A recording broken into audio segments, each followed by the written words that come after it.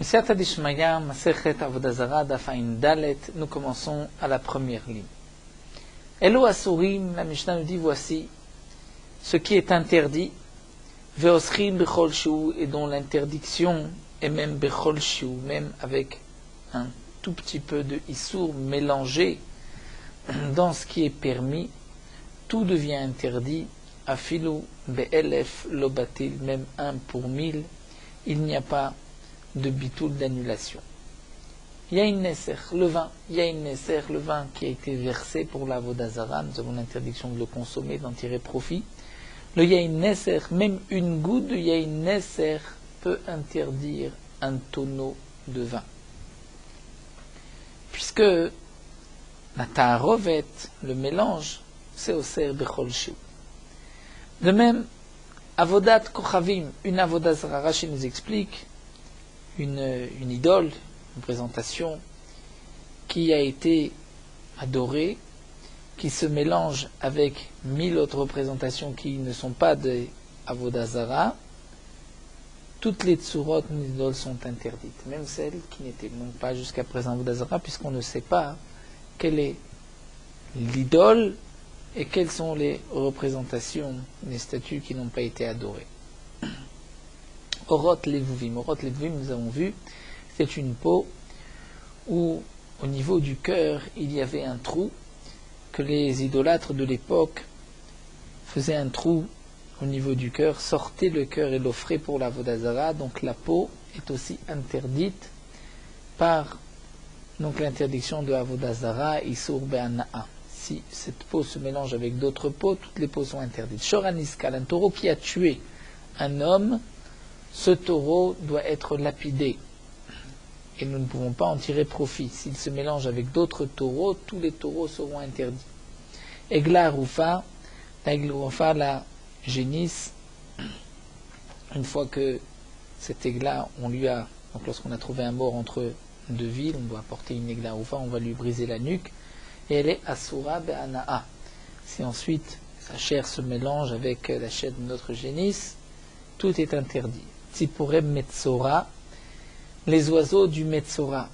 Dans la procédure de Tahara, de purification du Metzora, il y a des tzipor qu'il doit renvoyer, il doit s'échapper, et ce tzipor est Asurbana, il se mélange avec d'autres, tout est interdit. Se'ar Nazir, le cheveu du Nazir, lorsque le Nazir doit le couper, il est Asurbana, il faut normalement le brûler sous le Korban Shlamim. Si ce cheveu se mélange avec d'autres cheveux, tout est interdit. Peter Chamor, c'est un premier-né de l'âne que normalement on doit racheter. Tant qu'on ne l'a pas racheté, il est Asur Be'ana'a. S'il se mélange avec d'autres ânes, tout est interdit. Ou Basar Bechalav, c'est-à-dire Basar Bechalav, un morceau de viande qui a été cuit dans le lait. Ce morceau est interdit s'il y avait moins de 1 pour 60. Donc le mélange devient interdit. Une fois que j'ai ce morceau de Basar Bechalav, si ce morceau se mélange avec d'autres morceaux, il est Oser Bechol Shiu, même s'il y a 1000 morceaux contre celui-ci. Bien sûr, Rashi précise, le Basar Bechalav qui est marqué ici, c'est lorsqu'il est déjà Basar Bechalav. Mais on ne pourra pas dire que si une goutte de lait tombe dans un gros morceau de viande, même s'il y a plus que 60, c'est interdit, puisque Rashi nous rapporte les mots dans Masechet Chulin, où il est marqué clairement que le Issour de Basar Bechalav s'annule lorsqu'il y a 1 pour 60. Mais c'est lorsque le morceau a cuit dans du lait, donc il n'y avait pas 60 de viande par rapport au lait, tout est interdit. Si ce morceau se mélange, ce morceau est aussi Asur Ba'ana. Rashi nous dit d'après le Mandama, c'est une marloquette, est-ce que Basar Bechalav est Asur Ba'ana? Ici on va d'après le Mandama, ce Tana pense qu'il est Asur Ba'ana. Aussi le Seir HaMishtaleach. Seir HaMishtaleach, c'est le bouc émissaire, le bouc qui devait être jeté de la monnaie Zayom HaKippurim, il y a Asur Ba'ana. D'après le Gaon de Vilna, il faut effacer ces deux mots, Seir HaMishtaleach. Et aussi Chulin Shenishchatu Ba'azara, c'est-à-dire une bête Chulin profane qui n'est pas Korban, qui a été égorgée dans la Hazara, dans l'enceinte du Beth Amikdash. Chulin Shenishchatu Ba'azara, nous ne pouvons pas consommer cette bête, elle est interdite même Bana, si elle se mélange avec d'autres bêtes, morceaux de viande, tout est interdit. Arel ou Asurim, donc tout ce qui a été mentionné est interdit. Veosrim Bechol, Shu et Seoser, le mélange Bechol, Shu, même s'il y a un tout petit morceau. Alors la Gemara demande Tanamaï Kachashiv, notre Tana. Il recherche quoi? Est-ce qu'il recherche Davar chez Beminyan Kachashiv? C'est-à-dire tout morceau qui est Beminyan, qui est important, qui est compté, et donc c'est pour cela qu'il ne s'annule pas.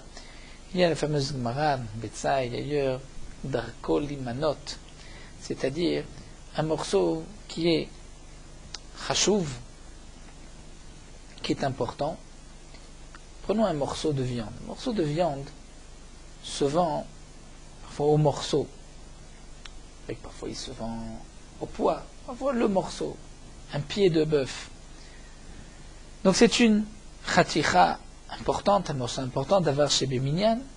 Peut-être que le Tana, qui nous dit que lorsqu'il y a une interdiction, c'est-à-dire que ça ne s'annule pas, parce que c'est d'avoir chashuv, quelque chose d'important. Puisque c'est d'avoir chashuv, quelque chose d'important, il ne peut pas s'annuler. Mais peut-être même si ce n'est pas Asur Bana, donc le Tana aurait dû dire Litnena Mechatirot Nevela, il aurait dû enseigner un morceau, un pied de bœuf d'une bête Nevela, qui n'a pas été égorgé. Si ce pied de bœuf se mélange avec d'autres pieds, tout est interdit. Pourquoi le Tana ne mentionne pas ceci dans la Mishnah? Alors tu diras que peut-être le Tana vient nous parler du Isur Hana'a Kachashi, c'est-à-dire de ce qui est interdit, de l'interdiction même d'en tirer profit. Si ce Isur Hana'a se mélange avec d'autres morceaux, tout est interdit. Alors les Tnei Lamet Chametz Bapesa, pourquoi le Tana ne mentionne pas le Chametz à Pessah, qui est aussi Asur Bana? Et si le Chametz se mélange avec d'autres morceaux, nous avons un morceau de pain, on va dire de matzah, qui est chametz, qui se mélange avec d'autres morceaux de matzah. Mais matzah, kasher la Pessah. Est-ce que ce morceau peut s'annuler?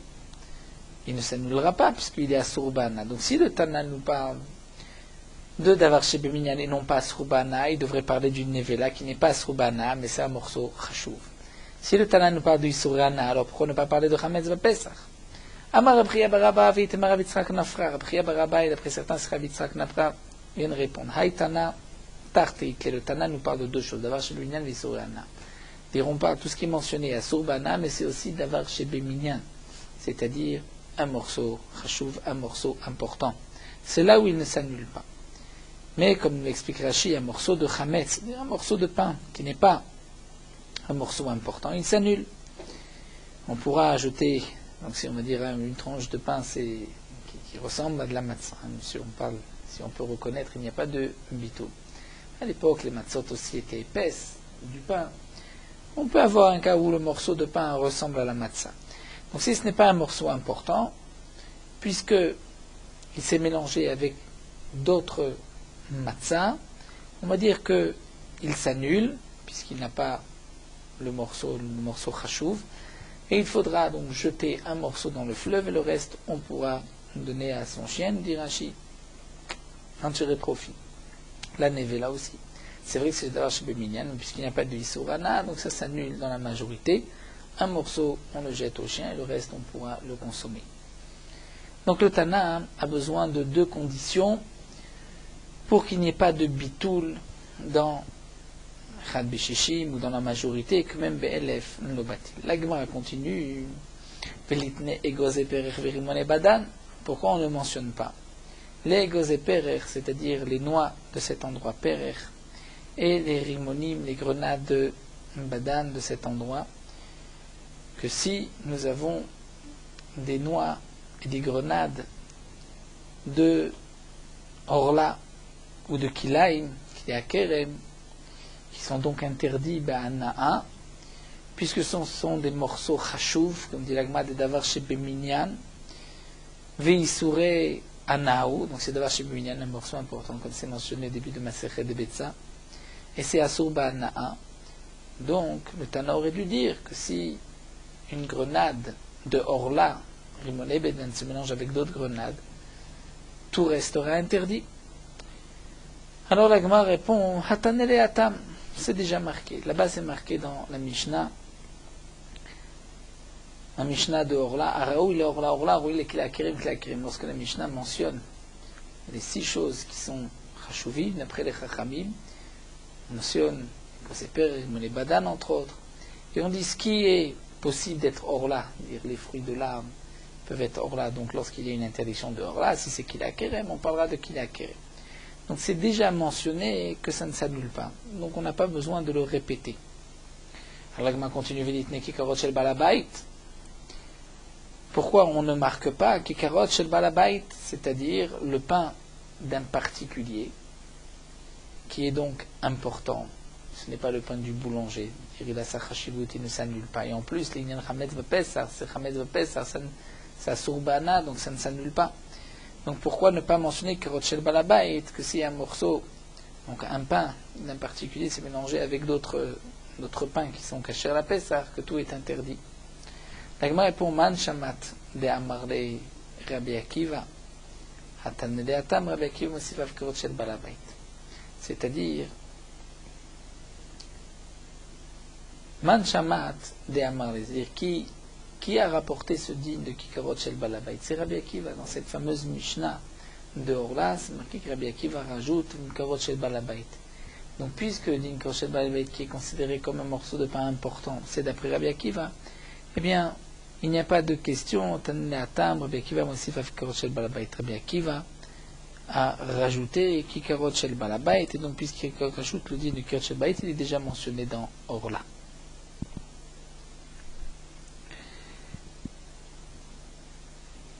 Nous avons une autre girsa sur le côté, qui est la girsa du Ran, et qui dit Man Shamatle de Amarle de Amar Chametz Vepsar Surbana, c'est Rabbi Akiva. C'est-à-dire que toute ta question que le Chametz va être interdit Bana'a, c'est d'après Rabbi Akiva. Eh bien, Rabbi Akiva lui-même a rajouté que Kikarot Shel Balabait, ça ne s'annule pas. Tu poses une question, pourquoi ce n'est pas marqué Kikarot Shel Balabait, qui est à la fois Davar Chashuv et Surbana, pourquoi ce n'est pas marqué qu'il n'y a pas de bitoul, d'annulation, même s'il y a 1 pour 1000? Tu poses la question d'après Rabbi Akiva, qui dit que c'est Surbana. Eh bien, Rabbi Akiva lui-même l'a déjà mentionné, Kikarot Shel Balabait, que ça ne s'annule pas. On reprend dans la Mishnah, c'est marqué à la fin, Areilo Asurim Vosrim Bechol Sheu. Donc, ce qui a été mentionné est interdit, même d'en tirer profit, et leur interdiction va interdire d'autres morceaux lorsque ça se mélange, Bechol Sheu. Pourquoi cette répétition à la fin de la Mishnah, Areilo, voici marqué Asurim Vosrim Bechol Sheu? Alors la Gemara nous dit, les maotemai. Les maoté d'avar shebeminyan, vela visurana, inamel maoté surana, vela d'avar shebeminyan. Comme nous l'avons expliqué, le Tana de la Mishnah exige 2 conditions pour que le mélange soit interdit. D'abord que ce soit d'avar chashuv et asurbana. Donc si c'est d'avar chashuv mais ce n'est pas asurbana, ou bien c'est asurbana mais ce n'est pas d'avar chashuv, là ça s'annule. C'est ce que le Tana a tenu à préciser. Arelu, ce qui est marqué ici, puisqu'il y a les 2 choses, c'est d'abord chashuv et asurbana, c'est pour cela que lorsque ça se mélange avec le baélef, ce n'est pas batel. Mais autrement, s'il y a une seule condition, c'est batel. On continue avec une autre Mishnah. Il y a une neser shenafal les bords du vin. Il y a une neser qui a été versée pour la vodazara qui est tombée dans un puits, c'est-à-dire dans le puits à côté d'une pressoir où le vin tombait. Donc il y a quelques gouttes de yain neser qui sont tombées dans le puits. Kulo asur bana'a. Tout le vin de ce puits est interdit à Surbana. Comme nous l'avons vu plus haut, Rashi avait mentionné que d'après le Mandamar, Kamakame Batil, si ça s'annule au fur et à mesure, on verra que là qu'un tonneau, il y a une neser est tombée, il s'est ouvert et tout a coulé en une seule fois. Rabban Shimon Gamliel, mais Rabban Shimon Gamliel dit non. Si du vin, il y a une neser s'est mélangé dans un puits, tout n'est pas interdit. On ne peut pas consommer le vin puisqu'il y a du yain neser, mais on pourrait le vendre à un non-juif. C'est vrai que lorsque tu vas le vendre à un non-juif, tu vas profiter du yain neser. Eh bien, Rabban Shimon Gamliel propose la chose suivante. Tu vends tout le vin du puits à un non-juif, un idolâtre, mais yain neser shebo, puisque tu ne peux pas profiter du yain neser, tu lui vends. Si par exemple il y a 1 litre de yain neser qui est tombé dans un puits où il y avait 1000 litres de vin, tu vendras en fonction de 1000 litres et non pas 1001 litres. C'est-à-dire le prix de 1 litre de yain neser avec ses mélangés, ça tu ne le réclameras pas. Et donc ainsi tu n'as pas tiré profit du yain neser. Ça c'est ce que propose Rabban Shimon Gamliel. Amarav alakha ki Rabban Shimon Gamliel. Rav nous dit la halakha est comme Rabban Shimon Gamliel. Mais attention, chavit bechavit. C'est-à-dire, lorsque un tonneau s'est mélangé parmi d'autres tonneaux, là tu peux vendre tous les tonneaux, sauf le prix de ce tonneau que tu ne récupéreras pas du non-juif. Avalo yain beyain. Mais si c'est du vin qui s'est mélangé avec du vin yain et du vin kasher, puisqu'il y a un mélange, ce mélange-là ne te permet pas de vendre le tout, même si tu ne veux pas prendre d'argent pour le yain neser. Mais Shmuel Amar Avalo yain beyain, mais Shmuel a dit non, même si c'est du vin qui s'est mélangé avec du vin, tu peux vendre le tout, sauf le prix du yain neser qui est tombé. De même, yain beyain. Même le vin avec le vin, même si ce n'est pas des tonneaux. Et de même, Rav Nachman dit Alacha Lemaaseh, il y a une neser, du vin qui est versé pour la vodazara, il y a une beyain asur. Si c'est du vin qui s'est mélangé avec du vin kasher, tout est interdit et tu ne pourras pas vendre le tout, même si tu ne veux pas récupérer d'argent pour le prix de yain neser, pour la quantité de yain neser. Mais chavit vechavit mutar. Si c'est chavit bechavit, c'est permis un tonneau avec un autre tonneau. Et stam yenam, s'il ne s'agit pas de yain neser qui a été versé pour la vodazara, mais stam yenam, dire du vin d'un non-juif, tu ne sais pas est-ce qu'il a été versé pour la vodazara ou pas, là, fais le yain beyain mutar, même si c'est du vin avec du vin, c'est mutar, ben, tu pourras en tirer profit, à l'exception du prix de ce yain neser, où là tu n'auras pas le droit, ou de stam yenam, tu n'auras pas le droit d'en tirer profit. Donc on voit la différence entre stam yenam et le yain neser, et la différence dans le yain neser entre chavit bechavit et yain beyain. Parce que yain beyain, pour le yain neser, c'est considéré comme un mélange maintenant qui interdit tout, et tu ne peux pas vendre même si tu ne récupères pas le prix du yain neser. Alors que chavit bechavit, tu as un tonneau de yain neser qui s'est mélangé avec 100 tonneaux, tu vends les 100 tonneaux, tu lui donnes 101, mais tu ne prends pas d'argent pour le tonneau en plus de yain neser. On passe à un autre din, notre Mishnah, Gat Shel Even. Nous avons le Gat, c'est-à-dire l'endroit où on pressait le raisin, où on fabriquait le vin.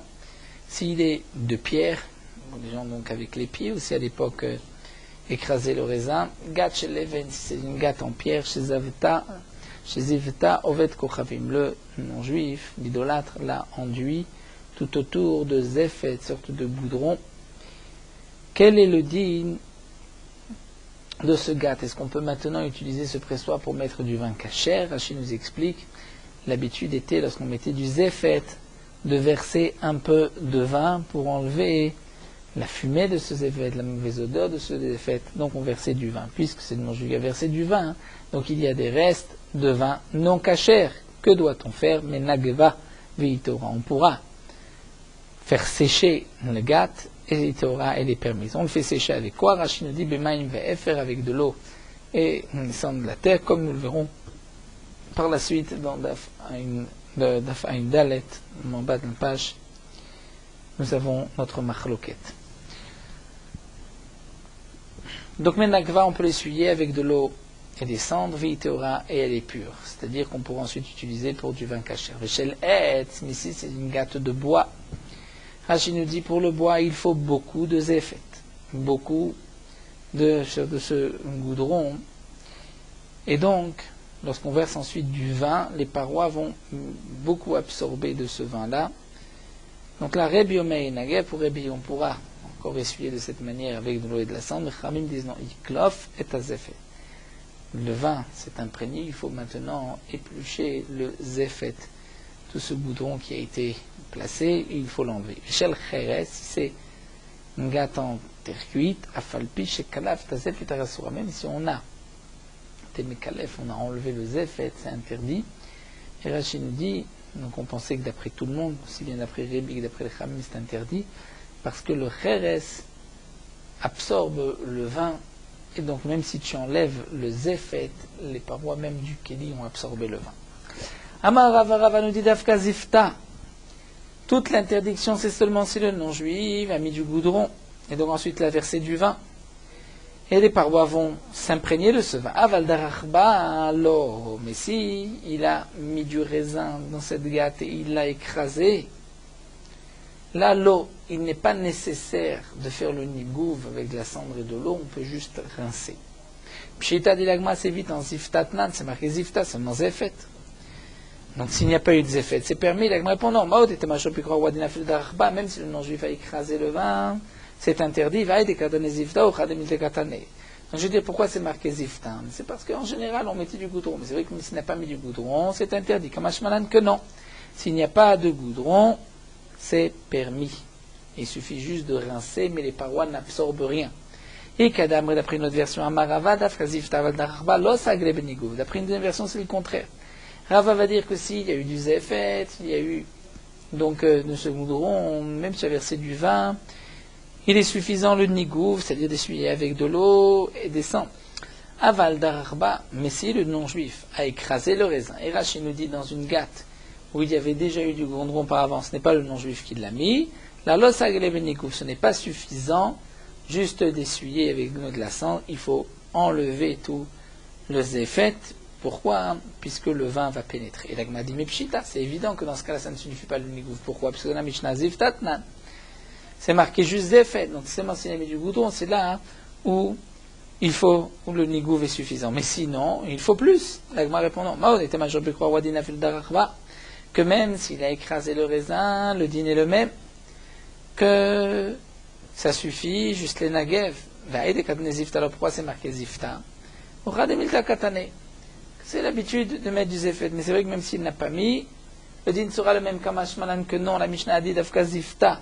C'est-à-dire que si le non-juif a mis du goudron et ensuite du vin, c'est là où il faut essuyer, c'est suffisant. Aval dararba, hein.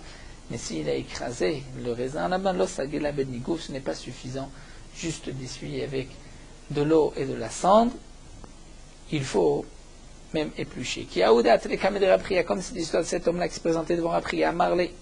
Il lui a dit, Havli Gavra Dedacheli Matzar Tae. Est-ce que tu peux envoyer un homme qui va presser mon raisin dans mon pressoir? Amar les Rav.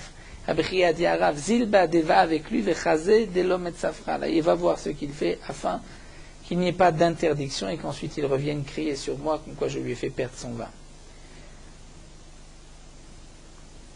Donc va voir Vechazé et regarde, fais en sorte de l'homme et qui ne crie pas contre moi si j'ai interdit le vin au Beth Midrash. Azal, Rav a été Chazé d'Ave Shiatfe. Il a vu que Shiatfe, c'est-à-dire Shiatouvé, c'est-à-dire que le gâte était bien lisse. Amar, Ravadai Benigouv Sagene, il a dit puisque c'est bien lisse, il n'y a pas de fente. Donc, même si le gâte a déjà été auparavant utilisé, c'est suffisant juste d'essuyer avec la cendre et l'eau comme nous verrons. Il n'est pas nécessaire d'éplucher.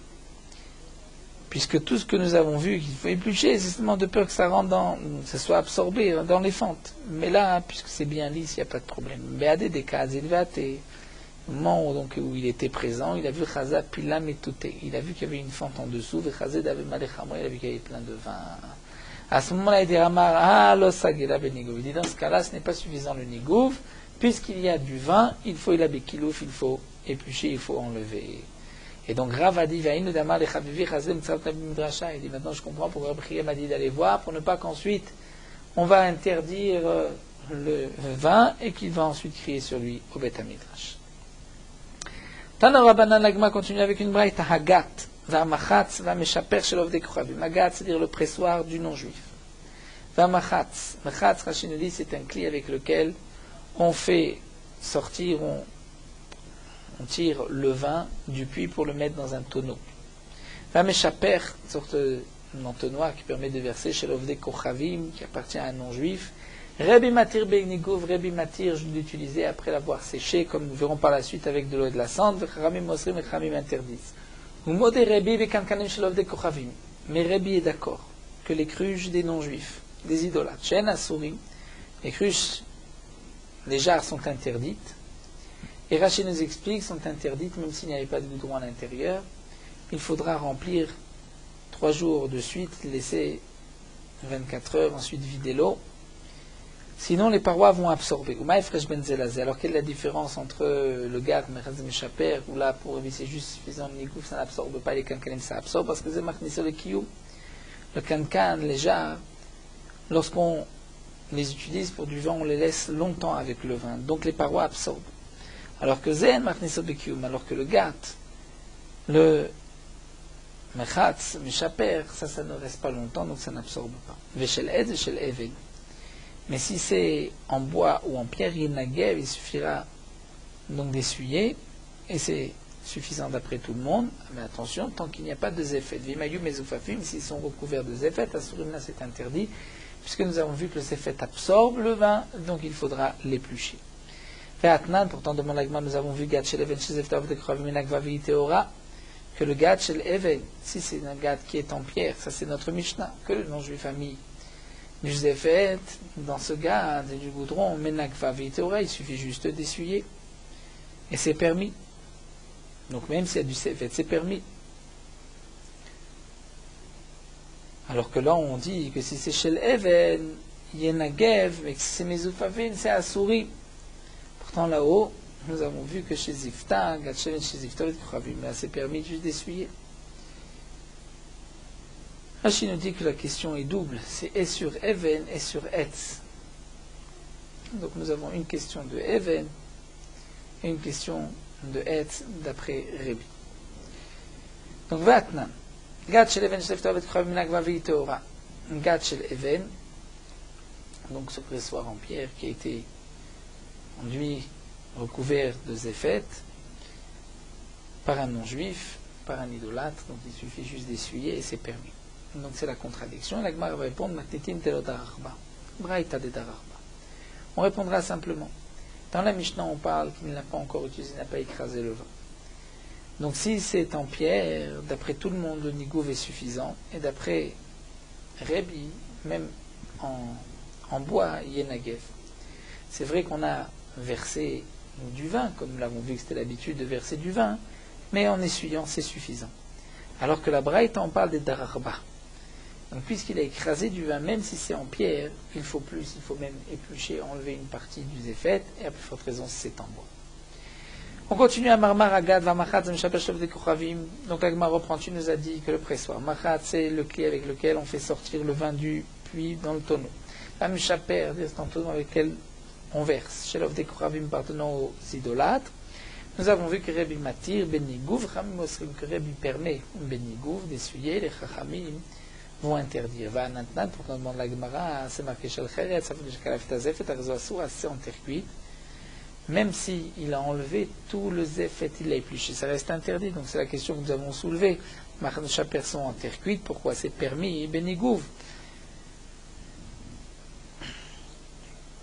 Donc Rashi nous dit qu'on voit que dans le Cheres, il absorbe plus, même si on n'a pas écrasé le raisin, et à plus forte raison ici où la Braïta nous avons expliqué qu'on a écrasé le raisin.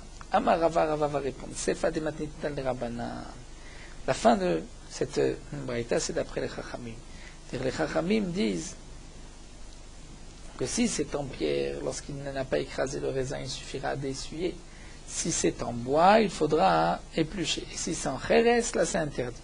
Et d'après Rebi, et la pierre et le bois, on pourra les naguer, avec les Cheres, il suffira donc d'éplucher. Darash Rava Lagma poursuit, il dit Rava, lui n'ava artecho, c'est-à-dire pour cachériser le gat, il versait, mettait de l'eau chaude dessus. Rava, qui avait Meshader Goulfé les Harpania, lorsqu'il a envoyé des cruches vides à Harpania, cet endroit, Sachif Liu Apumayu, il c'est-à-dire il est retourné, que le fond du puits soit en haut et l'ouverture en bas.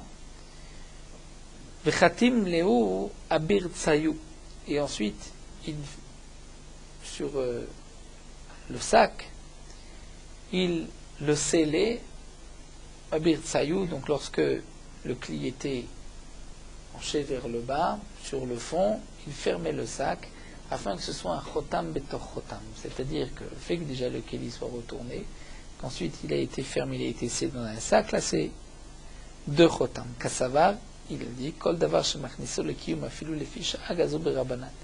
Toute chose qu'on peut utiliser pour laisser longtemps, pour conserver, même un instant, Rachid dit, même s'il n'a été donné, laissé à un non-juif qu'un instant, les chachamim ont été gozer comme le vin lui-même. Parce que si tu permets un instant, on risque ensuite de le laisser chez le non-juif. Donc il avait dit C'est pour cela qu'il fallait faire chotam betochotam, sinon le kli est interdit.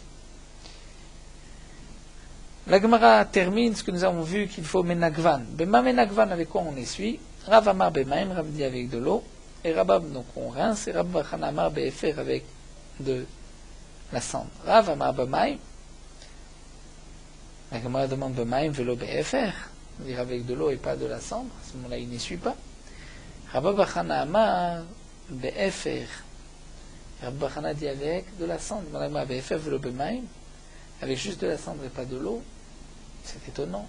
Est-ce qu'on peut ainsi essuyer? Il faut d'abord rincer. Et là, Rav amar bemaim voadin le'efer, et Rav Bachana amar le'efer voadin le'maim velo plié. Aberetivta beyabashta. Dit la Gemara, en vérité, Rav a dit, on met d'abord de l'eau, et ensuite c'est vrai qu'il faut mettre de la cendre. Et Rav Bachana dit, on met d'abord de la cendre, et ensuite il faut mettre de l'eau. Mais ils ne sont pas en marloquet, tout dépend.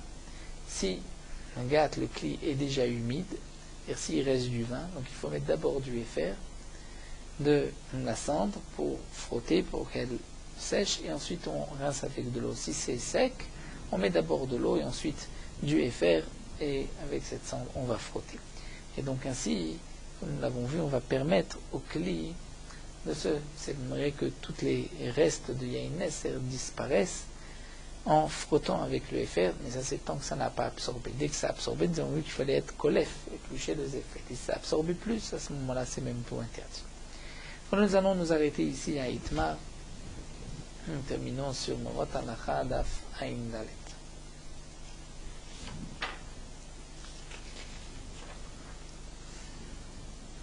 La vaisselle que nous avons besoin de tremper, c'est la vaisselle qui touche les aliments eux-mêmes pendant le moment où on va préparer le repas ou au moment où on va le manger le plat, les repas.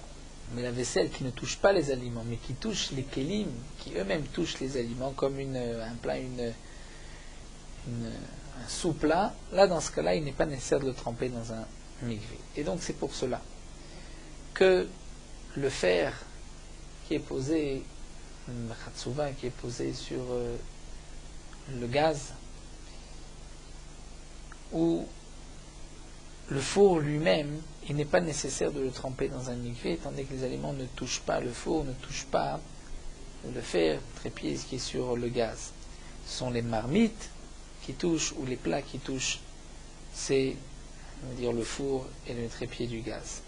Et donc de même, tous les kélim, la vaisselle, tous les plats où on ne met pas les aliments directement, mais on met, donc comme un plat où on met ou un plateau où on met des verres, et ce n'est que dans les verres qu'on mettra des aliments, là les plateaux, ce n'est pas nécessaire de les tremper dans un mikvé. Le couvercle d'une marmite, il faut tremper dans un mikvé, bien que le couvercle ne touche pas l'aliment lui-même, mais étant donné que pendant la cuisson, et que le plat arrive à ébullition, et qu'il y a donc de la vapeur qui monte vers ce couvercle, donc le couvercle a le din de la marmite elle-même, et donc les poskim disent aussi de même pour un couvercle d'une poêle, étant donné que même pendant la friture, les aliments remontent et il y a donc parfois l'aliment lui-même qui remonte ou de la vapeur qui descend, donc là il faudra tremper même le couvercle dans un mikvé.